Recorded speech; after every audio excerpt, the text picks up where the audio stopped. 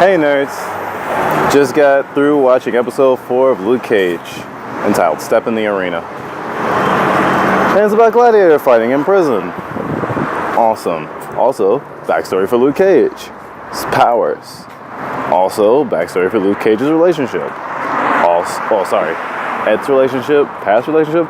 Luke Cage has a lot of traumatic baggage. Just want to say, in general. Also, Luke Cage was a cop. I want to see more of that. A flashback to him being a cop busting people would be pretty cool. Also, his hairstyle is, and sorry, I've only seen panels from the comics, on YouTube and such, but this is haircut from the comics, which is cool. And they let him get really, really, really, really, really hairy. And it was funny, a few videos ago, or last video, I mentioned Tyrese from Walking Dead. He looked like Tyrese from Walking Dead with that huge, huge beard. And oh my gosh, it was great. You can even see back in the day that he always wanted to protect people. And I don't know, it's kind of one of those tragic heroes where it's like, oh, I'm so strong, I could just keep to myself. It was like, no, I must protect people. I mean, I don't know. People who let other people suffer are kind of harsh. I know that's kind of simplistic to say, but I guess it paints a huge difference between Luke Cage and, say, Cottonmouth. Because, of course, he violently killed someone who killed someone he cared about. Luke Cage doesn't really do that, in general. But I think that kind of showing where, like, his distrust and reluctance to help in general, at least until pressed, comes from, I think it's a great prerequisite to Luke Cage as a character we know him now. And of course they juxtaposed his origin story with, the struggle he's having right now keeping someone alive constantly. Oh my gosh. Actually, I realized Luke Cage is actually a really, really depressing character. I mean, other than people dying around him all the time.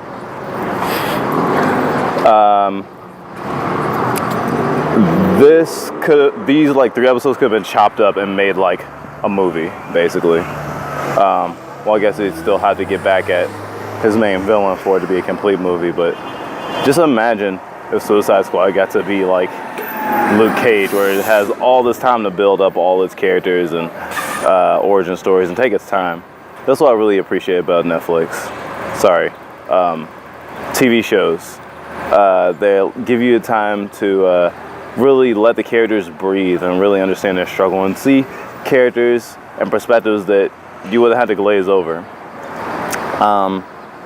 His wife, still very mysterious, even though they shed a little bit of light on her. I really like that.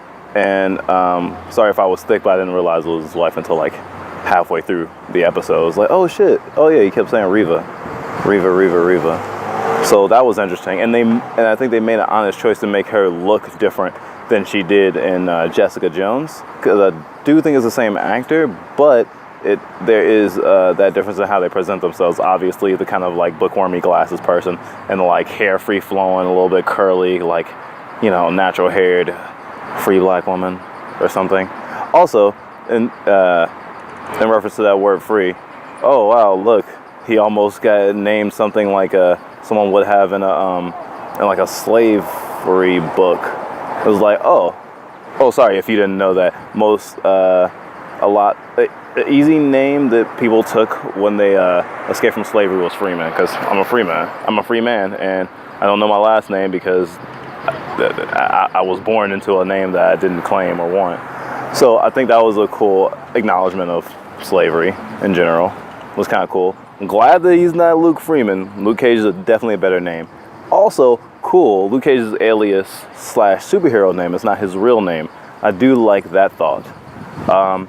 And in a reference to the first episode, mentioning a bunch of famous black authors, I think it's interesting that Luke Cage has this kind of backstory of, going to prison to be, wrongfully accused, kind of like something like Native Son or something. And then, he breaks out of prison, has to live on the run, which is kind of a story of a lot of people. I mean, white, black, Prison Break, you know. But I think I think the way his story is being told right now is very similar to a lot of those the books that those authors they mentioned in episode 1 kind of come from. One of the characters they mentioned is Easy Rollins, which is kind of like a black hero that is kind of like Shaft, I guess, but not a cop, and also just I'm sorry for anyone who like is really into Easy Rollins novels. Man, I feel like I'm saying the name wrong now. I'm gonna look it up and put it in the description just in case. Easy Rollins, that sounds wrong now in my mouth. Regardless, I do know that there is gonna be a lot more to dissect and to uncover about Luke Cage and his backstory. I can't wait to see that.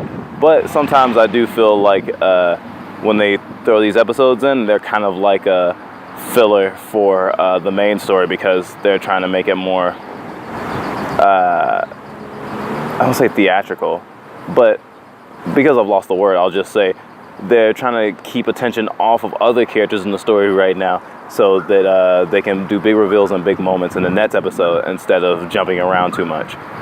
So focusing on Luke and what's happening with him was obviously a better deal, even if it did make people mad if they wanted to know what was happening with Cottonmouth per se.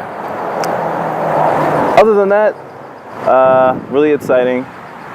And I really wish that the cover for Luke Cage, when you look at it on Netflix, wasn't like a bunch of the cast members, including Rosario Dawson, who I haven't seen an episode yet. It might only be in one episode, because I feel like it gives the tease that, oh yeah, she's in this. I mean, obviously, because she's even been in a trailer, but I mean, if she's not like a series regular, I don't think that putting her on the cover is really something they necessarily need to do. Although, I also accept the fact that, you know, they're trying to combine these cinematic universes. So obviously, shared characters appearing on other shows is,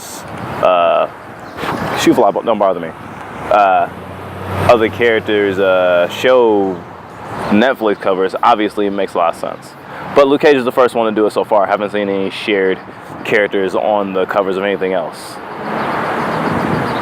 Cross fingers for Defenders. Anyway, I think that's about it. Thanks for tuning in and keep watching Luke Cage.